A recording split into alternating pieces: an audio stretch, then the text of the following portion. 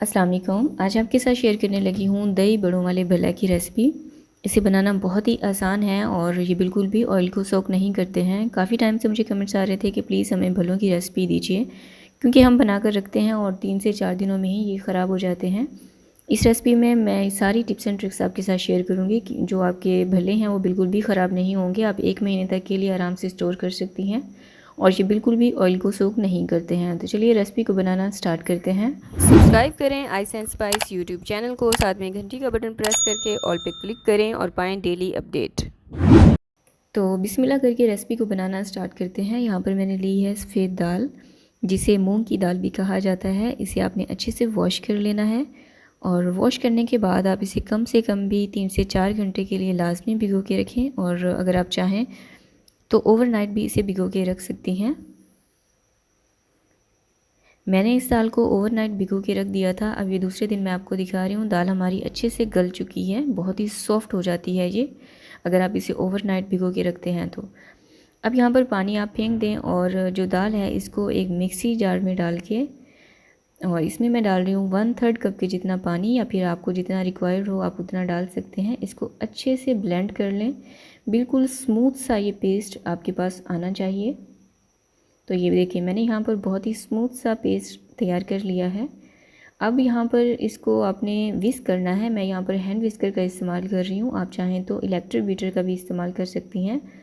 Hand whisker से आपने इसे इतना बीट करना है कि ये जो दाल है ना ये बहुत ही फ्लफ़ी सी हो जाएगी। और इसकी पहचान ये है कि जब आप किसी बर्तन में इसको इस तरह से डिप करेंगी ना तो ये नीचे बैठेगी नहीं, बल्कि इस तरह से तैरती हुई आपको मिलेगी। तो इसका मतलब है हमारा जो दाल है वो तैयार हो चुकी है। अब दूसरी तरफ यहाँ पर मैंने ली है बेसन। ये मैं 1.5 कप का इस्तेमाल कर रही हूँ। आपको जितने भले बनाने हो आप उस हिसाब से बनाकर तैयार कर सकती हैं।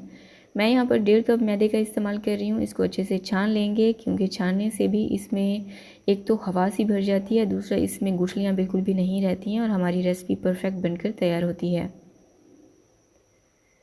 बेसन को छानने के बाद अब इसमें डालेंगे नमक। मैं यहाँ पर आधा चाय का चम्मच का इस्तेमाल कर रही हूँ, आप अपने जायके के मुताबिक भी इस्तेमाल कर सकती हैं। ज़ीरा मैंने लिया है 1 चाय का चम्मच।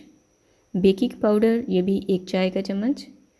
अब इन तमाम चीज़ों को अच्छे से मिक्स कर लेंगे और इस बैटर को तैयार करने के लिए पानी इस्तेमाल करेंगे। पानी आपने जो है ये जो बैटर है ना इसको बहुत ज़्यादा थिक नहीं रखना और बिल्कुल रनी भी नहीं रखना, मीडियम सॉफ्ट होनी चाहिए।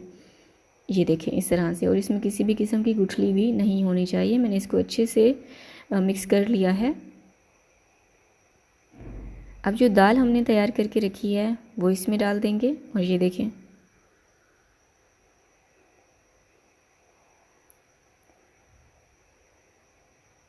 दाल को भी मैंने अच्छे से मिक्स करके रखा है और बेसन भी हमने अच्छे से मिक्स कर लिया है। अब इन दोनों को अच्छे से कंबाइन कर लेंगे।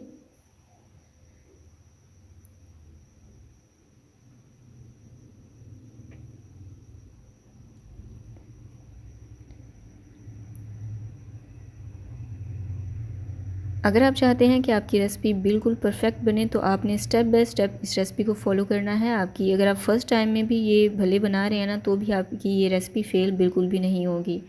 इन दोनों चीज़ों को अच्छे से मैंने मिक्स कर लिया है और मिक्स करने के बाद आप देख सकते हैं इसका जो टेक्सचर है ना वो बिल्कुल फोमी सा है, बहुत ही सॉफ्ट सॉफ्ट सा लग रहा है ना आपको, इसी तरह से होना चाहिए। अब दूसरी तरफ मैंने ऑयल को गर्म होने के लिए रख दिया था और ऑयल जो है वो आपका मीडियम गर्म होना चाहिए। 1 चम्मच का हिसाब रखते हुए इनको आपने फ्राई कर लेना है मीडियम लो आंच पर।